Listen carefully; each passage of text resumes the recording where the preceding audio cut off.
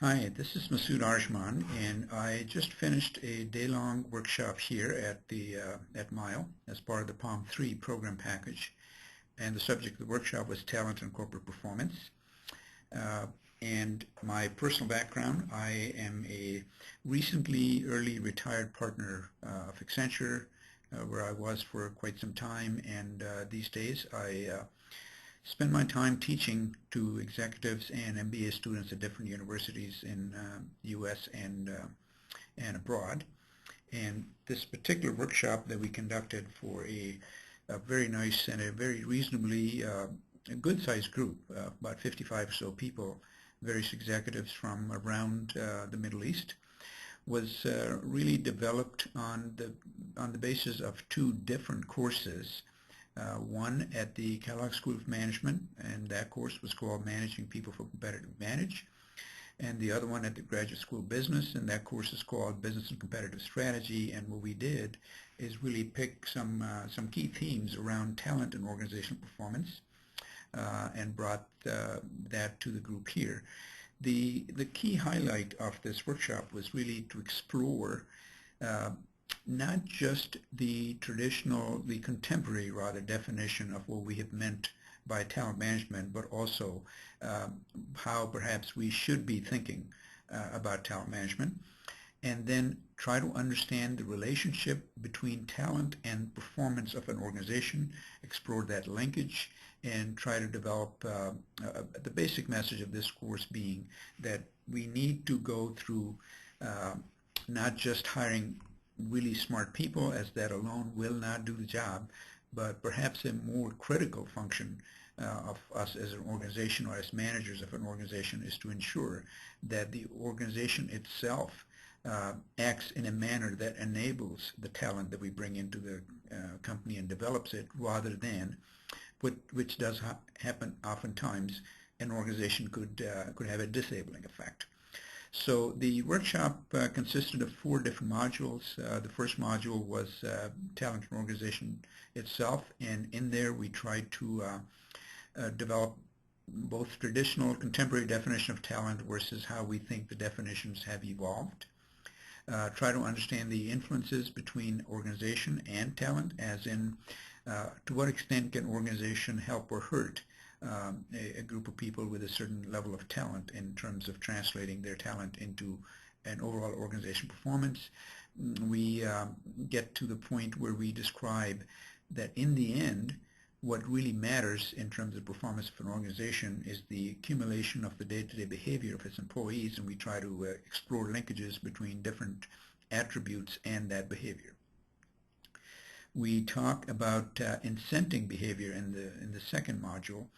and we spend quite a bit of time largely talking about the power of intrinsic rewards, which being the rewards that are about how you feel when you come to work. What does it mean to work here? What is the inner passion that the company is able to ignite, and that reward of feeling great and being able to contribute to something perhaps even bigger than ourselves is what drives people to contribute more and more. So we talk about how different companies have handled the issue of using intrinsic rewards to motivate people, and we discuss some historical and scientific studies and so forth that explain that actually once the basic financial needs have been met, the intrinsic rewards can be an extremely effective motivator and fit the definition of a very good reward system. We do cover various cases of different companies as we go through it. Module number 3 really deals with an overall empowerment framework, which consists of several things, and I'll explain that in a moment, and how one company, being Whole Foods Market, has actually applied that framework very effectively, and how it has succeeded, and what are the various operationalizational sort of elements or factors that one needs to consider and think about. And finally, what we do in this one-day course or workshop is actually take 2 different companies that went through some very significant, very major strategic transformational change in the same time frame, being 2000, 2006, and 2007. One of them was Best Buy, the other was Home Depot. One is perceived to be wildly and extremely successful as a major strategic redirection of a company. The other one is not perceived to be so. So what we do is take various dimensions along people, empowerment, innovation, leadership, and so forth, and try to explain how these two companies differed in their approaches to this transformation and what the net result was. The fundamental message that we have tried to communicate in this day-long session is that while there has been a fairly sharp focus on talent management in terms of acquiring the right kind of talent, making sure that you have talent available where it needs to be, and so forth, and perhaps to some extent developing it, it almost seems that the corresponding emphasis on organization as the enabling or disabling entity that can modulate the value of the tenant in terms of the net contribution to performance. So we likened it to, if talent was to be the fuel, the organization is the locomotive, and you need both of these to get to a bottom line company performance, and clearly one is not enough. And our focus in this workshop was really touch on some of the key dimensions of number one being the talent, but in a way that leads our discussion into what does the organization have to do to multiply the effect of that talent into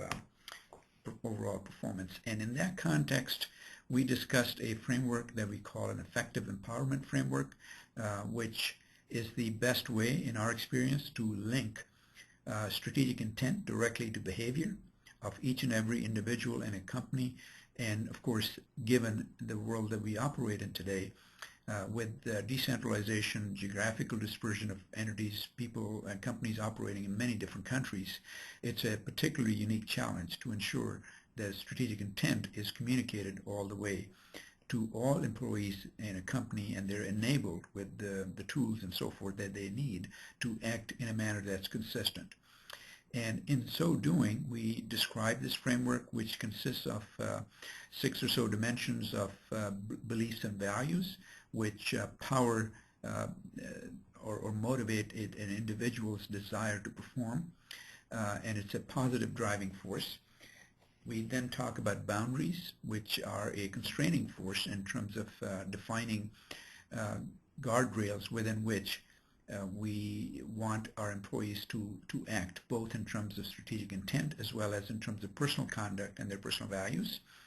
We talk about the balancing act that needs to be done between direction, accountability, and self-organization, where direction and accountability is the purpose that's given to an organizational entity from above by top and the senior management of the company in terms of what it's supposed to do from a broad direction point of view. And self-organization is a dimension along which the employees typically these days like to align themselves and take responsibility, have the autonomy and the freedom within a certain set of guidelines to determine how they will perform the work they're assigned and what new opportunities may they uncover as they go through their process. We then talk about performance and rewards and discuss various levels of various types of rewards, being financial, status, and intrinsic. And we spend I think a bit more time than other areas on focusing on how different companies like DaVita, SS Institute, and so forth have dealt with the issue of providing reward systems that fall in the category of both intrinsic as well as financial, and as a way of motivating their people. We then talk about the concept of learning and renewal, as the other 5 dimensions talk in terms of a static picture of an organization and things you need to do so it can operate smoothly and is always aligned with the strategic intent. And learning and renewal are the capabilities and the processes that you have to put in place. So not only at the individual level, but at the team and at the overall organizational level. There are reflective processes, there are integrative processes that take what has been learned by individuals who learn very naturally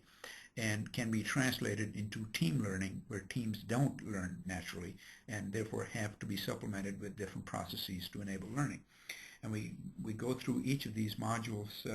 with examples of different companies. In the end, as a summary,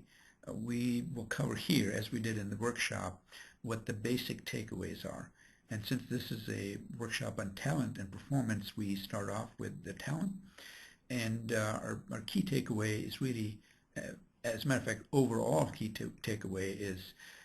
context in which people perform can have a much more significant impact on their performance, positive or negative, than individual talent. So in order for us to get the best performance of an organization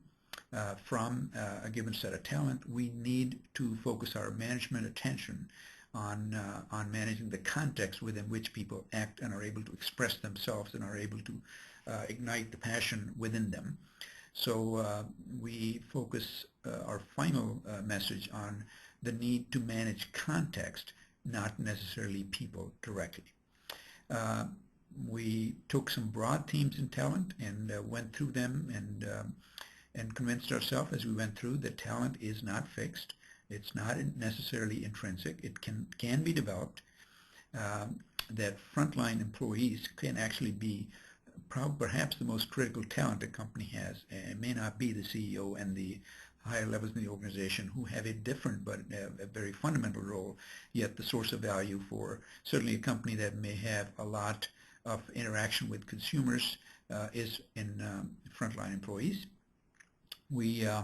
in the course of that, discussed the fact that just having smart people does not guarantee success. You have to manage context, as we said earlier,